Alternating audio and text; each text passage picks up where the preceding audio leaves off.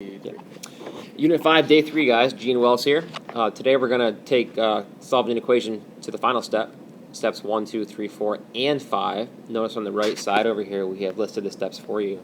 We added step 5, isolate a variable. That means get the variable all by itself. We'll be there in a minute.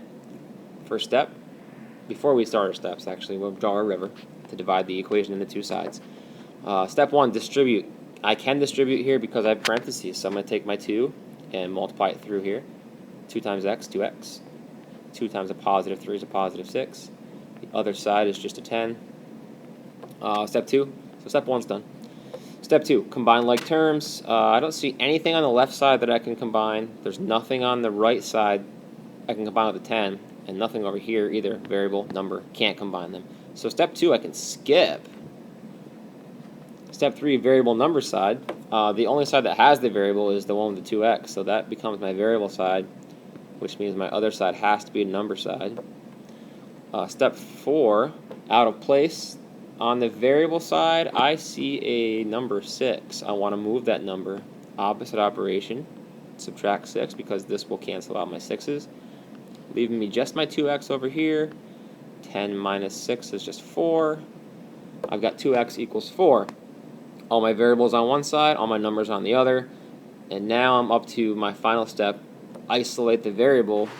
We're going to get rid of the 2 here. All we want is the x, and this is currently being multiplied. 2 times x, once again, opposite operation, divide by 2.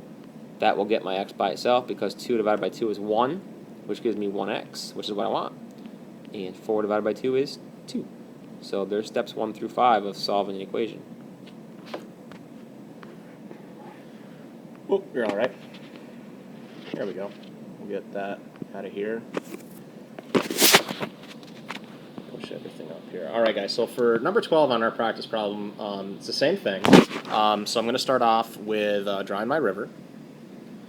And step 1 says to distribute. So I look through my equation and I see that there are parentheses.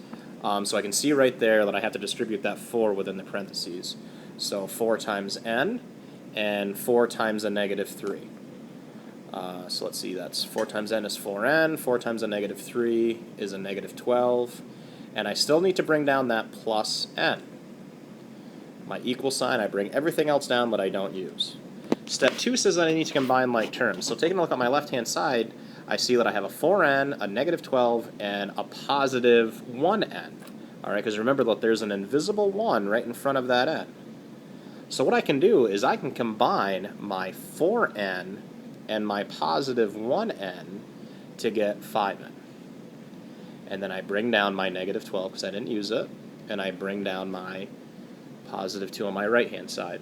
Third step, what's my variable side, what's my number side? Pretty clear cut. The only variable side that we have is the left-hand side, so I'm going to label that variable.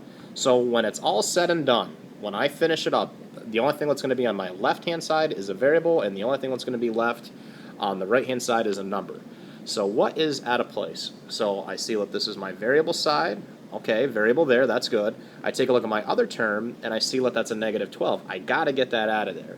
So I do the opposite of what a negative 12 is, and the opposite is a positive 12. So whatever I do to one side, I have to do to another. These cancel out because negative 12 and a positive 12 equals 0, and I bring down my 5n. And then on this side, I'm going to have a 2 and a 12, which is going to give me 14. All right, let me scroll up a little bit.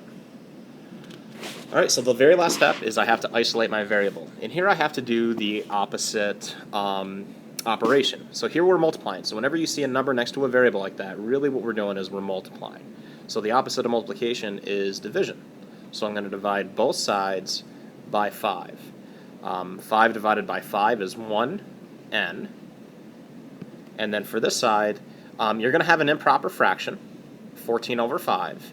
In 8th grade, we typically don't like things as improper fractions, so I'm going to go over here to the side, and I'm going to change that improper fraction into a mixed number.